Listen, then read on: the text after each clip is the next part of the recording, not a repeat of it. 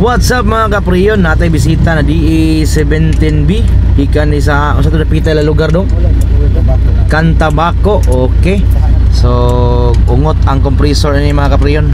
Unya minta sa guwat ni Donong Chino na mahuman og tangtang dia. Ato asa ning interview ni tag-iya sa DE17B kung asa ni sir, taga-asa ka sir? Sa Cantabaco. Cantabaco, Silangan. DE17B, naungot ang compressor. So kay bawo na mo sa procedure kung mag-ungot ang compressor.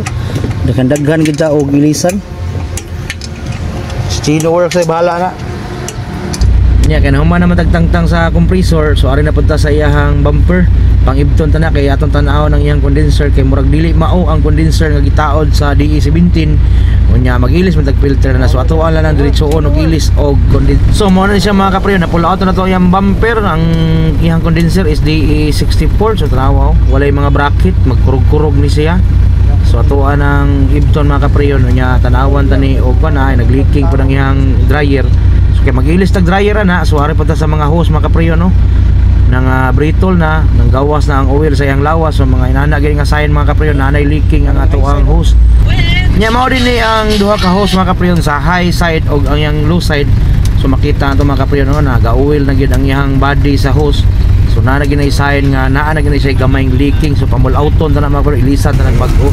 Tara atong compressor. Ayan po mo ang oil na niya kay mo nang gipupton. Power ka na mga kapriyo mo na yung oil. Green pa dito na fresh from Japan.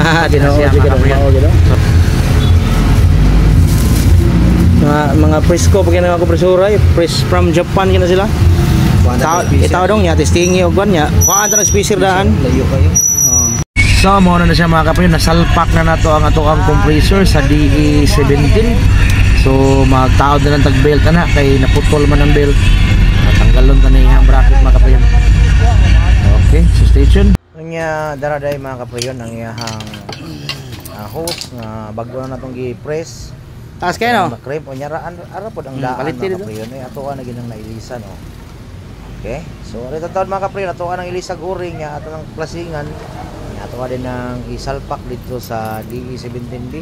Siya daraday ang condenser sa DE17 na original, fresh from Japan gina siya mga kapriyo. Ato ka nang itaod sa ato ang unit nga gitrabaho. Okay, so rabuyag gini unita mga kapriyo. Mga amang itrada ni. Nang daan ay 64B laya gitaod niya. Wala tarong bracket, magdagan, magkagulkol na siya mga kapriyo. So mao na siya nga need jud ilisan, ibalik na to na siya sa stock.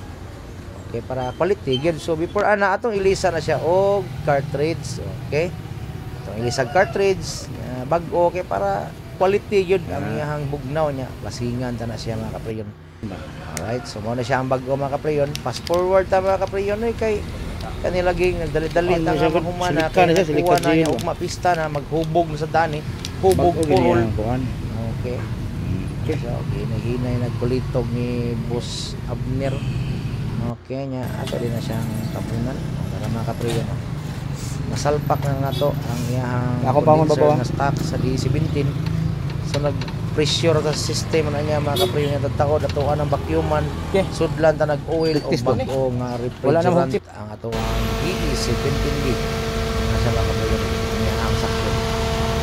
Power gana mga kapriyo naka-trip on na siya mga kapriyo niya dayon naka-trip off na siya o nakita niyo mga kapriyo ni trip off ang compressor niya trip on na siya balik sa power kay musuyop ang atong kuan compressor fresh from Japan gyapon na siya mga kapriyo. Muna siya makapit. Daghang salamat sa mga viewers, subscribers sa YouTube channel. Taman mga kapriyo kay para si Sir makauli na po nag-share sa iyo kay grabe ng trapika sa Toledo mga kapriyo niya kanang iyang expansion rin mga kapriyo nabawasan ng tabunan ng overtake para dili mo sulod ang tubig. Okay? Muna siya mga kapriyo. Ang bisita raw adlaw DE17B.